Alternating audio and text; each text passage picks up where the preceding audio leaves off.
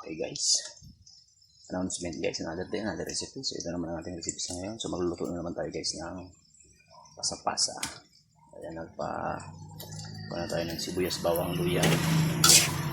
Basan natin yung aroma bago natin ilagay yung pinaka main ingredients sa ating pasa-pasa.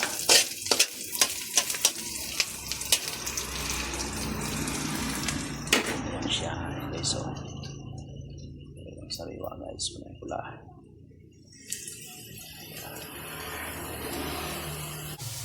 Adobado pala guys yung recipe natin ito.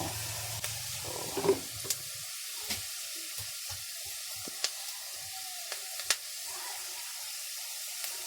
lardo.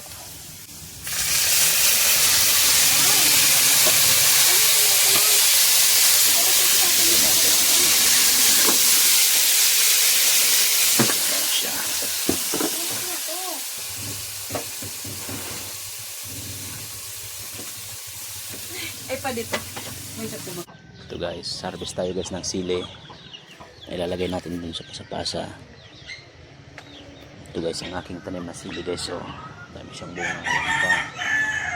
Ito. Tapos yan guys. So, kahit medyo bansot yan guys. Pero bubunga yan. Tapos tayo.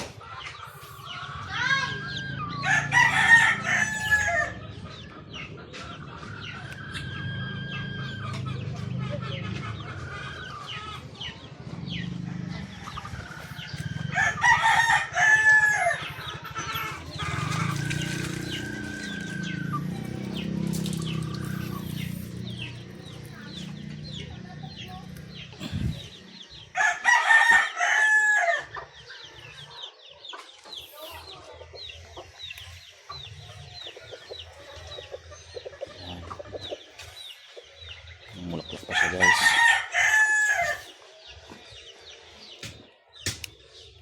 Okay na to. Ayan guys, so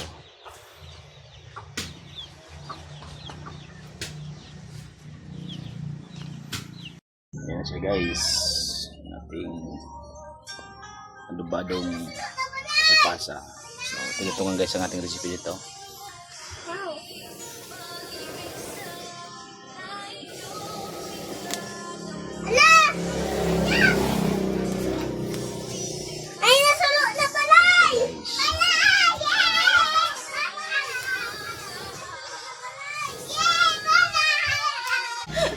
Guys, lalagyan pa natin ng malunggay. Yan siya guys, so yan, sabaw-sabaw lang guys, para sabaw pa lang ulam na. Yan, naglagyan tayo dyan ng siling labuyo, 10 siling labuyo. Hintayin na lang natin matapos yung malunggay marapgos. Guys, nilagyan natin guys yung malunggay. Yan, bakbakan na naman. Taob na naman ito guys ang isang kalderong kanin. Simplang na naman. Gumising na yung siboy. Papa. Siboy tulog. Gumising na. Ngayon tayo guys. Ayan. So siyempre, pang pinali, lasa. Oh, wow!